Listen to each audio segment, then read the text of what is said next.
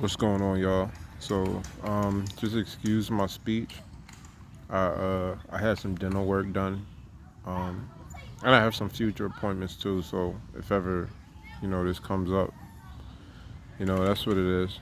But so today we're going to be talking about the 9-wing 8, basically the 9 arbitrator, and specifically the 8-wing, the potentate. And today's specific challenge we're going to be talking about is lust. So the eighth chief challenge has to do with lust.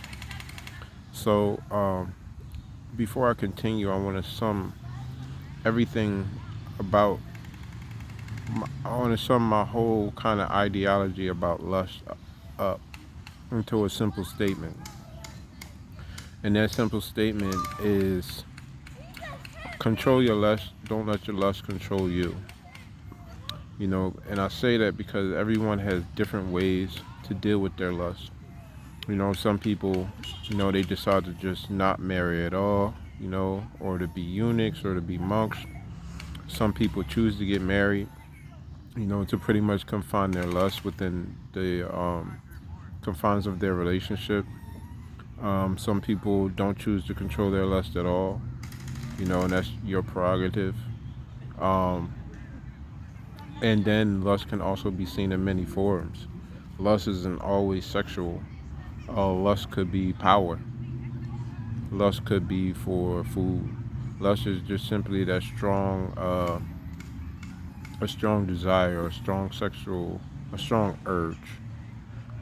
Particularly though, sexually. But we've all heard of like the lust for power. So it's pretty much that strong urge to have something. I don't know exactly what the correct definition is, but you can go look it up for yourself. But so when it comes to lust, and this is just a kind of off the top video. Like I said, simply control your lust. Don't let your lust control you. So my one of the ways is an 8 wing, a 9 with an 8 wing. I feel you can uh go through this challenge is to channel that energy, channel the sexual energy into constructive uh, outlets. Um, a constructive outlet could be anything. It could be through exercise. It could be through creative expression.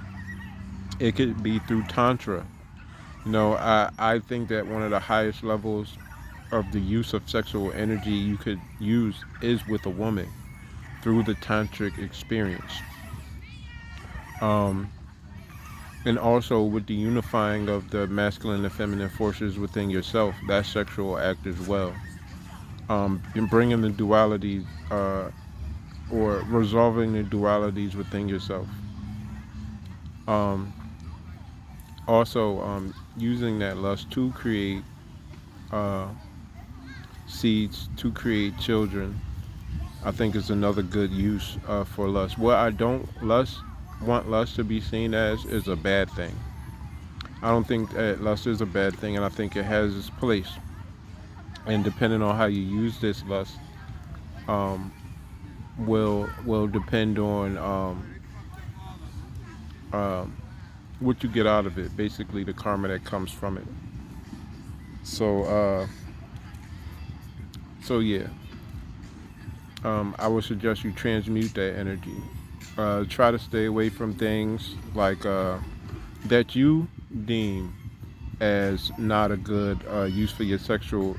I'm speaking specific in sexual energy that you deem not good for your sexual energy. For example, staying away from pornography, staying away from maybe prostitutes or women that whose sexual energy is just kind of out there. Um, trying not to mingle your energies with those type of women. And then also, making sure that you as a man are not just sleeping with any and everybody. And I also want to add into this, just from my own personal experience, that I'm not perfect, and that pretty much a lot of the things that I just mentioned are things that I have been involved in. So I'm not even sitting here talking about somebody who's never dealt with porn or never slept with women, who I never had no intentions on it going any further, or women who did share their bodies, whether it was to me or that was just something that they did. Um, I'm not saying I haven't dealt with any of these women, or any of these things, or even the lust for power. I'm not saying I haven't dealt with any of these things. What I'm saying is, just growing, wanting to grow and be more spiritually mature. I want to stay away from things like those. You know, um, um, Sexual situations that just really have no fruit beyond feeling good. Uh, Pornography. Um, I'll probably be bleeping that word out. I heard that YouTube is not so fond of that word, so I'll probably edit that part out. But you know what I mean, those videos, uh, X-rated videos. Um, and I'm even getting to the point now where, like, because sometimes I'll get to situations to where women show me, choosing signals. Sometimes very strong choosing. I mean, it's like just yesterday, man, I'm in the store, and this chick just, I mean, you could tell, like, she was just didn't care. Like, she was just staring at me, bro. Like, just staring at me, and I'm just looking at her, I'm just like, it's just like, this would just be a sexual experience. Like, I can just tell just from the vibe, just from looking at you, like, you're not somebody that I would want to be with. So it went no further than that. Her just looking at me. You know what I'm saying? So it's getting to the point to where, like, unless I'm, about to have a baby, or unless I want to really be with you in some sort of long-term way, uh, I don't really, want nothing to do with it, to tell you the truth. Like, just the sexual act of feeling good it feels good. Don't get me wrong, but, like, without that added connection, it just feels empty.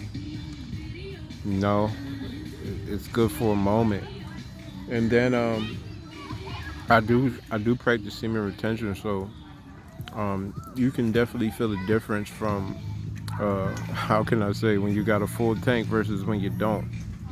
You literally, it almost feels like all your strength leaves your body, and then your body has to go through an absorbent amount of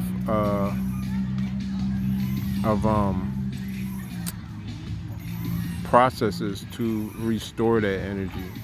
So it's almost like starting all over every time you release. And just sometimes you like, if you do practice retention, you know what I'm talking about. You'll get tired of that starting over point. You know what I mean? Especially if you had like a goal in mind and you happen to release within that. So yeah, all that to say is, control your lust. Don't let your lust control you. As far as that lust for power, if you know, I was just reading about in the Joytish numerology book. This is the book I suggest for everybody. It's this book right here. Uh, it's numerology by Harish Johari, and in it, specifically in I think I'm on the hold on, y'all, my fault. I don't think, I know I'm on the number 7.